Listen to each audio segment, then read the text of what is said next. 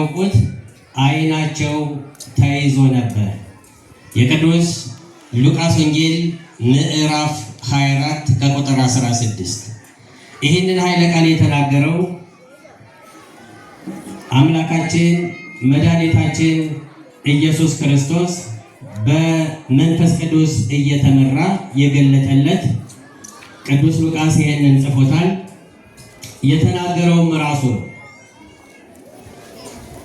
ኃይለ ቃሉ ዓላማው፣ ዋናው መሰረታዊ ዓላማ እኛ ልንይዘው የሚገባን የምንጨብጠው ዋና ጭብጡ ቁም ነገር ምንድን ነው ካለ ዓይናቸው ተይዞ ነበረ ካለ እግዚአብሔር ካልፈቀደ እግዚአብሔር ሁን ካላለው ነገሮች ካልተስማሙ ካልተመቻቹ እግዚአብሔር ከኛ ለየት የሚል አንድ አፍታ ዓይኖቻችን ጨለማ ጉልበታችን ቄጤማ እንደሚሆኑ እግዚአብሔር ግን ከፈቀደ ሁሉም ማየት እንደምንችል የሚያረጋግጥ ኃይለ ቃል ነው።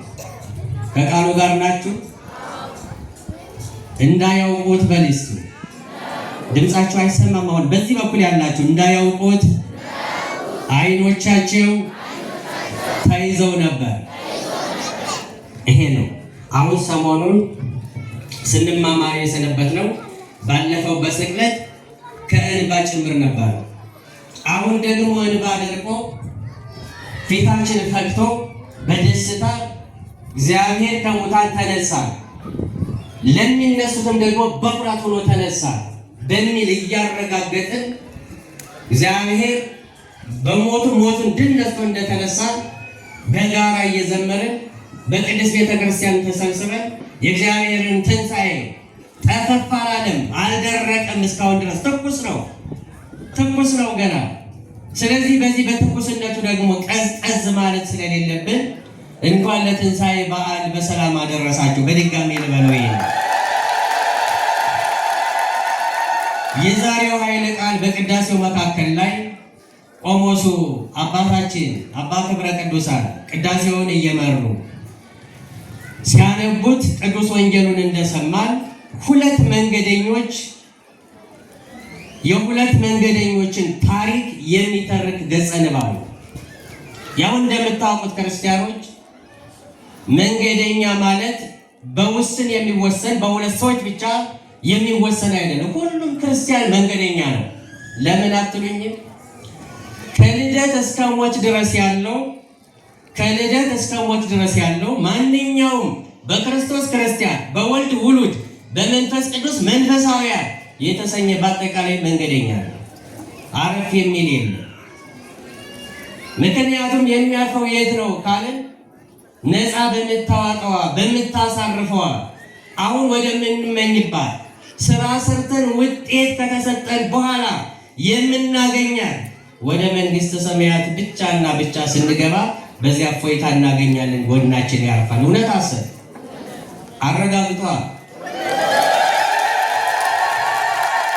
በዛ ነው አሁን። ስለዚህ መንገደኛ ነው ማለት ነው። ሁሉም ጉዞ ይቀጥላል እስከ ሞት ድረስ። ማንኛውም ሰው ይቀጥላል በክርስትናው። የሚመጸውተው ይመጸውታል፣ የሚሰጠው ይሰጣል፣ የሚሰግደው ይሰግዳል፣ የሚዘምረው ይዘምራል፣ የሚቀድሰው ይቀድሳል፣ ከበሮ የሚመታው ይመታል፣ የሚጽፈው ይጽፋል፣ የሚዳኘው ይዳኛል። በአጠቃላይ የቤት ስራውን ውሰዱት። በሁሉም እያንዳንዱ ብራንች አለ። ስለዚህ እንዲያውሮ ግን መንገዱ ግን አንድ ቦታ ነው ያለው። በአንድ ገመድ እንቋጠርና ምናልባት ትንሣኤ ዘነ ክብር ካጋጠመን ብሎልን መታደል ከሆነልን መገፋፋቱን ትተነው በአሁኑ እንዳሁኑ በለታ እግዚአብሔር የምናመሰግን ከሆነ በኋላ እፎይታ እናገኛለን። እፎይ የምንልበትን ነገር ማን ይስጠን? እግዚአብሔር አምላካችን እንዲለግሰን በመልካም እይታ እንዲመለከተን መልካም ፈቃዱ ይሁንልን። እንግዲህ ካላችሁት ላይቀር አመስግኑ። መቼም ተው የሚል የለም፣ አትከለከሉም። ባለፈው ነበረ አይ ምስጋና የለም፣ እልልታ የለም፣ ማጨብጨብ የለም። አሁን ያ በሀዘን ውስጥ ነው ማለት አለብን። አብዝተን የምንጸልይበት አብዝተን የምንሰግድበት አሁን ነው እያሉ ሊቃውንተ ቤተክርስቲያን አባቶቻችን ይነግሩናል። አሁን ግን ተፈቅዷል። ሜዳው ሰፊ ነው። አመስግኑ ከቻላችሁ። በዚህ መልክ እንግዲህ አሁን እንዳየነው ሁለቱ ተጓዦች ሉቃስና ቀለዮጳ ይባላሉ ይላል። የትንሣኤው ተሳታፊዎች ናቸው። ነገር ግን በገጸ ንባቡ ስታዩት ግራ የገባቸው ይመስላል፣ ግራ የተጋቡ ይመስላል። ነገር ግን ምንድነው ሐሳቡ በወቅቱ ሊገለጽላቸው አልቻለም። ምን በመሆናቸው? ባለመስማታቸው። እናንተ መልእክተኞች ሆናችሁ ይሄንን ዕቃ አምጡ ስትባሉ ዝም ብላችሁ ብር ብላችሁ መሄድ የለባችሁ። ምልክቱ እንዴት ነው? እንዴትስ እሄዳለሁ? እንዴትስ እመለሳለሁ? ከየት መነሳት አለብኝ? መድረሻው ምንድነው ነው የሚባለው አይደል እንዴ? ሐዋርያትን በየቀኑ እግዚአብሔር ይነግራቸው ያስተምራቸው ነበረ። ግን መስማትስ ትሰማላችሁ፣ ነገር ግን ምን አትሉም ተብሎ ተጽፏል። አታስተውሉም ተብሎ ተጽፏል በኢሳይያስ ትንቢት። መስማት ይሰማሉ፣ ደዌ ሲፈውስ ያያሉ፣ ሙት ሲያስነሳ ያያሉ፣ ለምጽ ሲያነጻ ያያሉ፣ አለት ሰንጥቆ ውሃ ሲያጠጣ ይጎነጫሉ፣ ይረካሉ፣ ይጠጣሉ። መና ከሰማይ ይወርድላቸዋል፣ ይመገባሉ። መግቦቴን ብቻ ተመልከቱ፣ የማሳጣችሁ ነገር አንዳችም ነገር የለም ይላል።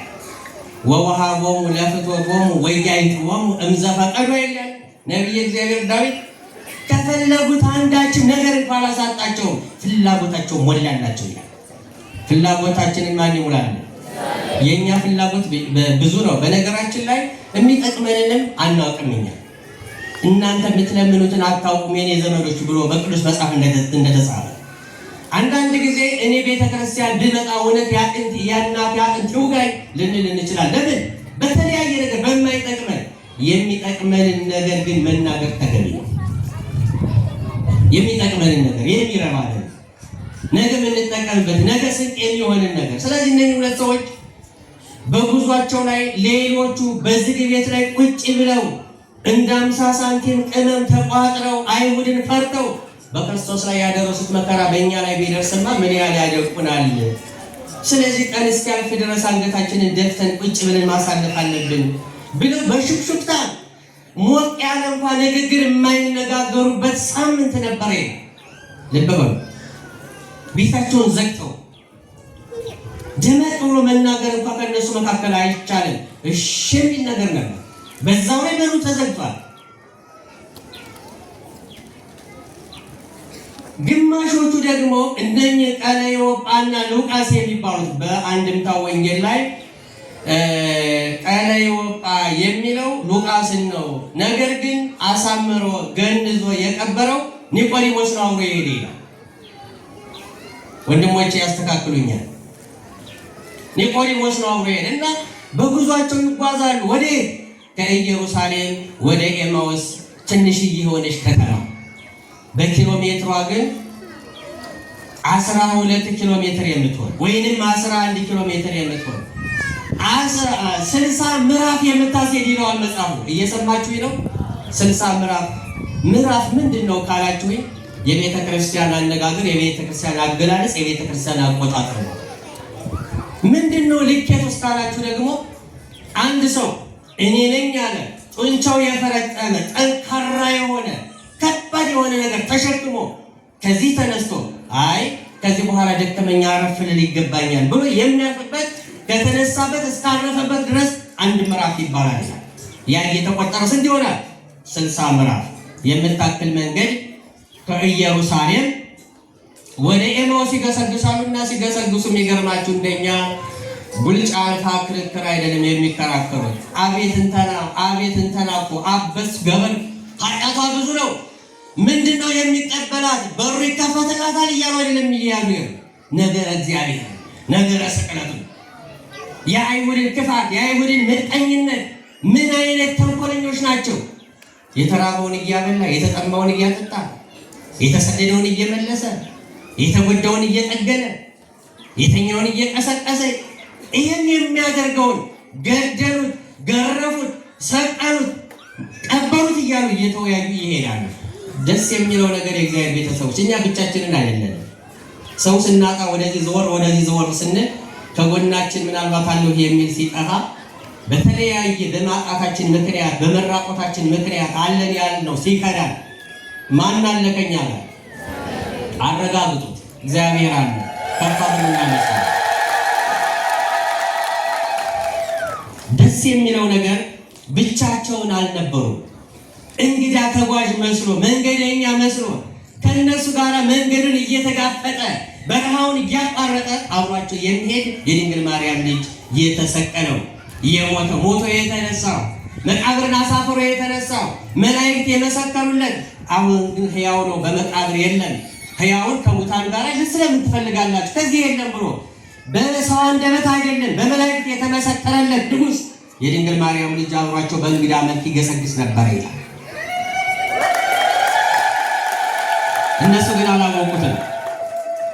እነሱ ግን አላወቁትም። ስለዚህ ጉዳይ አቤት እነኚህ ምቀኞች፣ አቤት እነኚህ ተንኮለኞች፣ አቤት እሱ አሁን በሱ ላይ ሌላ ሰው ክፉ ሰው ይሆን እንጂ አሁን በሱ ላይ ምን አይነት ነገር ነው?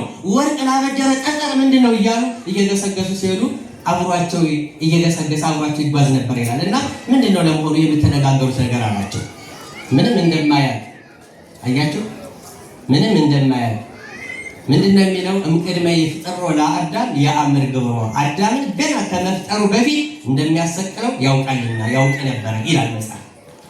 አዳምን ገና ከመፍጠሩ በፊት እንደሚያሰቅለው በ30 ብር ይሁዳ እንደሚሸጠው አዳምን ዕፀ በለስን እንደሚበላ እንደምትቆረጥ እዚህ ውስጥ እንደሚገባ ያውቅ ነበር ይላል። ምንድን ነው የምታወሩት አላቸው። አንተ ነው ነግዳ ላይ ኢየሩሳሌም አንተ ይህን ሰው ወጥቶ ያልሰቀለ ንብረቱ ይወረሳል፣ ቤቱ ይለኮሳል፣ ከማንኛውም ሶሻል አይቀላቀልም ተብሎ አዋጅ ተነግሮ ጥሩምባ ተነፍቶ የተነገረው ጫፍ እስከ ጫፍ ተነቃንቆ የሰቀሉትን የገረፉትን አንተ ከዛ መካከል ልዩ ነህ እንዴ? እንግዲህ አለ እንዴ ማለት ምንድን ነው እሱ አላቸው። አሁን በድጋሚ ልበው ቸር ነው መድኃኒታችን ኢየሱስ ክርስቶስ በነገር ሁሉ ግን ይረዳቸዋል። ማን ነው እያናገራቸው ያለው? እግዚአብሔር። ማን ነው አብሯቸው ያለው? እግዚአብሔር። ማን ነው በነገር እያገዛቸው ያለው? እግዚአብሔር። ሁሉን ቻይ ነው።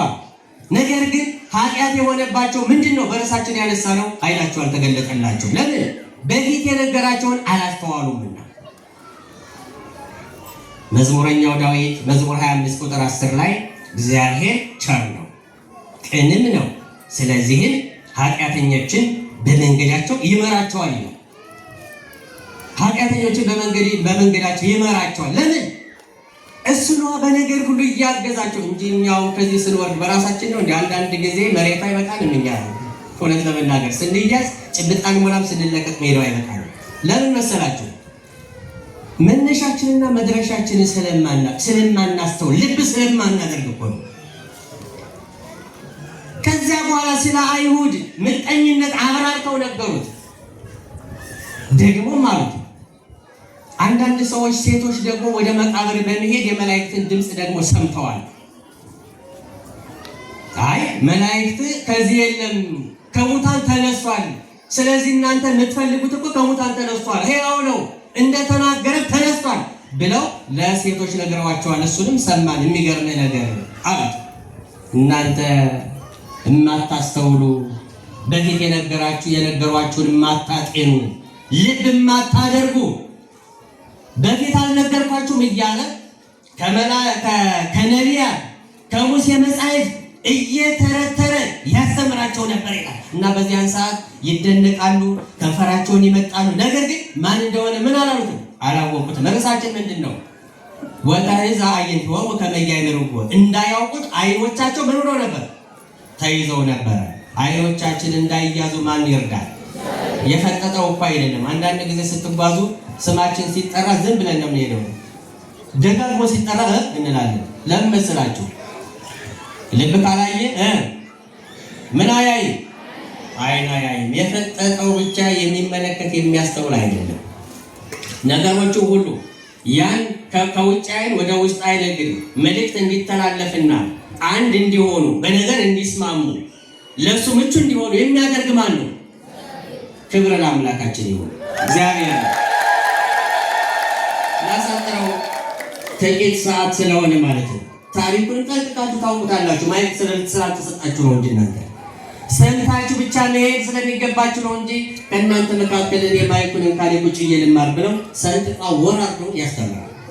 ስለዚህ ሰዓቱ ይጠር ሶሻል ነው። እየተጠጉ ሄዱ። ቀኑ እየመሸ ሄደ። ፀሐይ ተሽቆለቆለ ይችላል። አሁን አልፎ መሄድ መሰላቸውና እባክህ ሲያስተምርም ደግሞ ጠብ የሚል አይደለም። በጣም መሬት የሚል ከአእምሯቸው ውስጥ ልክ እየሰረሰረ ነው የገባው ይላል ትምህርቱ። ነገር ግን ማን እንደሆነ ፊቱን እያዩ አላወቁትም። አሁን ከዛ በኋላ እባክህ መሽቷልና ከኛ ጋር ሄደ። ከዚህ በኋላ አንተ መሄድ አይጠበቅብህም። ወደፊትም ጫካ ነው። አሁንም መሽቷል። ጉዞ በቀን ነው። በሌሊት አያምርብንም። እኛ ሰዎች እውነት ነው፣ በሌሊት አያምርብንም። ታውቃላችሁ እነኚህ ሌቦች የምንላቸው ስማቸውን የምናጠፋ የቀኑ አልበቃ ብሏቸው ሌሊት የአራዊትን ድርሻ የሚነጥቁ አራዊት በሌሊት ነው የሰለጠኑት። ሰዎች በቀን ነው የሰለጠኑ አይደል እንዴ? እንዲጓዙ በተለያየ የሥራ መስክ እንዲሰማሩ። ሌሊት ግን የማን ነው? የአራዊት። እውነታቸውን ነው። የኛ አልተፈቀደም። መሽቷልና ከኛ ጋር ደራል ትሻለና ገባ። ማዕድ ቀረበ። ታሪክ ሊለወጥ ነው። ምዕመናን ማዕድ ቀረበ። ማዕዱን የጸሎተ ቡራኬ አድርጎ ባርኮ ፈትቶ በሚሰጣቸው ሰዓት አይናቸው ቦጋለና ማንነቱን አወቁ፣ ተረዱ ይላል። ክብር ለአምላካችን ነው። ከዛ ምን ሆነ? እኔ ነኝ አላላቸውም። አምላካችን ክብር አይፈልግም። እኔ ነኝ እኮ እንዴ እኔ ነኝ አላላቸውም። እኛ ስንፈልግ ጧፍ ይቅለጥልን እንላለን፣ ሻማ ይብራልን ይቅለጥልን፣ ጧፍ ይብራልን እንላለን። ይሄ ስሜ ካልተነገረ እንላለን። እንዲህ አይደለም። በስውር የሰጠውን በግልጽ የሚያስረክብህ አንድና የድንግል ማርያም ልጅ ነው፣ የእግዚአብሔር ቤተሰብ ልጅ በስውር። ከዛ በኋላ ተሰወራቸው ይላል። ቀድመው ወደዚህ አሁንም ወደ ተመለሱና ወደ ተዘጋው በር መጡ። ጌታ ኢየሱስ ክርስቶስ ከሙታን ተነስቷል። እውነት ነው፣ እርግጥ ነው ሴቶች እንደነገሩን። ስለዚህ እኛም አየነው፣ ባርኮ ሰጠን፣ አይናችን ተገለጠ። በፊት አላወቅነውም ነበረ አሏቸው። እንዴ ነው እንዴ ሲሉ በመካከላቸው በተዘጋ በር ገባና ሰላም ለእናንተ ይሁን አላቸው። ሰላም ለማን ይሁን? ሰላም ለሀገራችን ይሁን። ከፍ አድርጉና እግዚአብሔርን አመስግኑ።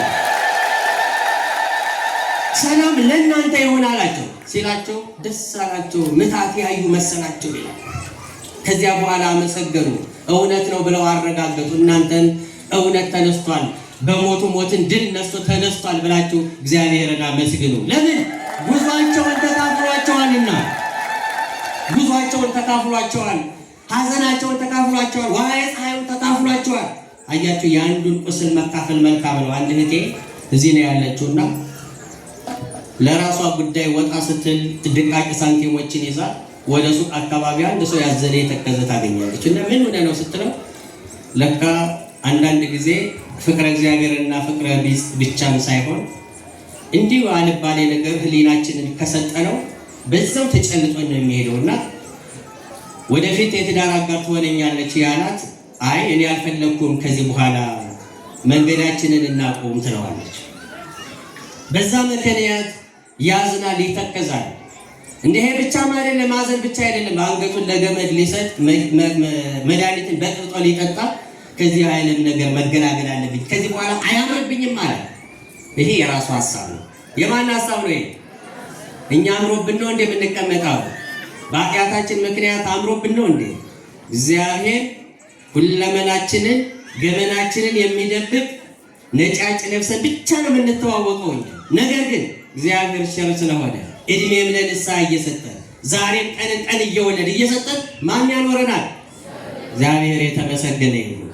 ስለዚህ ከዚህ በኋላ አያምርብኝም መኖር አልፈልግም ማለት ነው። ወዳጄ አታውቀውም እኮ የሚገርማችሁ አታውቀውም፣ ለራሷ ጉዳይ ነው። እና ወዳጄ ምንድን ነው ያጣው? እኔ ስልክ ደውላለሁ፣ ደወለች፣ ተገናኙ። ከዚያ በኋላ አይ የሚደግስልኝም አካል አይኖርም ማለት ግድ የለም። ምን ያለው የማይታወቀው የኢትዮጵያ ባህል አያችሁ፣ ደስ ሲል አንዳንድ ጊዜ ወጣ ብሎ በጠፋው ላይ ይንጸባረቃል። እንደዚህ አይነት እንግዳ መቀበሉ፣ እንደዚህ መተሳሰቡ እና ይሁን ድንቅ ያለ ሰርግ ደገሰችና የማታውቀውን ሰው ዳረችው። አሁን ቤተሰብ ሆነዋል፣ የእግዚአብሔር ቤተሰቦች። እስቲ እግዚአብሔርን አመስግኑ። አንዳንድ ጊዜ እግዚአብሔር ሳይደግስ አይጣላም የምንለው ወደን አይደለም፣ አፍ ብቻ አይደለም። እግዚአብሔር ሰዎችን ከሰዎች መካከል ይመርጣል። ሰው ሆኖ መገኘት ነው የእግዚአብሔር ቤተሰቦች። ሰውየው በገበያ ውስጥ ጧፍ ይዞ ይዞራል አሉ። በጠራራ ፀሐይ ምን ትሰራለህ አሁን ጧፍ አብርተህ ሲሉት ሰው ፍለጋ ነው። ሰው ሆኖ መገኘት መልካም ነው። ስለዚህ አይኖቻችን እንዳይያዙ እግዚአብሔርን እንዳንረሳው ማሰብ እስከምንችል ድረስ አስበን ቀሪውን ደግሞ እግዚአብሔር እንዲረዳን መልካም ፈቃዱ ይሁንልን። ለብርሃነ ትንሣኤው ያድርሰን፣ ለብርሃነ ዕርገቱ አምላካችን ያድርሰን። የአባቶቻችን ጸሎት፣ የእመቤታችን አማላጅነት፣ የመላእክቱ ጥበቃ፣ የመድኃኔዓለም ክርስቶስ ቸርነት ከሁላችን ጋር ይሁን።